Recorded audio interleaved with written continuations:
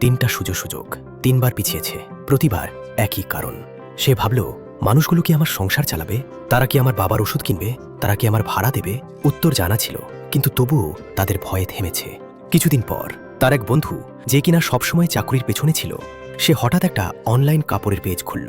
সেই একই ধরনের ব্যবসা, সেই একই রকম শুরু। সে দেখল চুপ করে 3 মাসের মাথায় বন্ধুর পেজে অর্ডার আসছে। 6 মাসে বন্ধু বলছে ভালোই চলছে, মাসে ভালো আসছে। সে সেদিন বাসায় ফিরে একা বসে রইল। বন্ধুটা পেরেছে সেই একই ব্যবসা, সেই একই সুযোগ। কারণ বন্ধু শুরু করেছিল, সে করেনি। বন্ধু মানুষের কথা ভাবেনি, সে ভেবেছিল। এখন বন্ধু এগিয়ে, সে দাঁড়িয়ে। সেই রাতে বুকের ভেতর একটা জ্বালা ছিল। রাগ না, কষ্ট না, এটা ছিল বোঝার জ্বালা। সুযোগটা ছিল, সত্যিই ছিল। আমি নিজেই ফেলে দিয়েছি 3 বার। সেই রাতে সে একটা সিদ্ধান্ত নিল। কাউকে জিজ্ঞেস করেনি, কারো মতামত নেয়নি, শুধু ঠিক করল কাল থেকে। পরদিন সকালে উঠে সাপ্লায়ারকে ফোন করল, পেজ খুলল, প্রথম পোস্ট দিল। বাবা জানলেন, বললেন চাকরির চেষ্টা করো।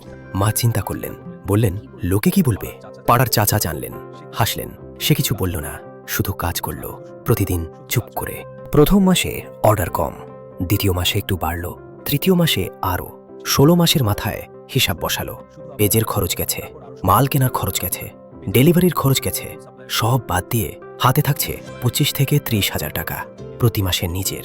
সে হিসাবের খাতাটা বন্ধ করল, কিছু বলল না, শুধু আবার কাজে ফিরে গেল। তারপর আরও সময় গেল, ব্যবসা বাড়তে লাগলো, পেজের ফলোয়ার্স বাড়ল, নতুন সাপ্লায়ার যোগ হলো, একজন কর্মী নিল পেজের জন্য। 3 বছরের মাথায় সব খরচ বাদ দিয়ে মাসিক নেট লাভ দাঁড়ালো 60,000-এর উপরে। তারপর আরও সময় গেল, ব্যবসা আরও বাড়তে লাগলো। সে ভাড়া বাসা ছেড়ে দিল, নিজের একটা ছোট ফ্ল্যাট নিল।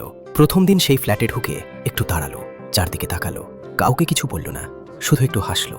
এই ফ্ল্যাটটার জন্য কারো কাছে হাত পাততে হয়নি, কেউ দেয়নি, সে নিজে এনেছে। বাবার একটা পুরনো অসুখ ছিল, প্রতি মাসে ওষুধের খরচ লাগতো, সে এখন নিজেই দেয়। একদিন বাবাকে টাকা দিতে গেলে বাবা একটু অবাক হলেন, বললেন তুই দিচ্ছিস? সে বলল হ্যাঁ। বাবা আর কিছু বললেন না, কিন্তু সেই মুহূর্তে বাবার চোখে যা ছিল সেটার জন্যই সে এত কষ্ট করেছিল। আর সেই মা, যিনি একদিন বলেছিলেন লোকে কি বলবে, সেই মা এখন পাড়ার মানুষকে বলেন আমার ছেলে নিজে ব্যবসা করে।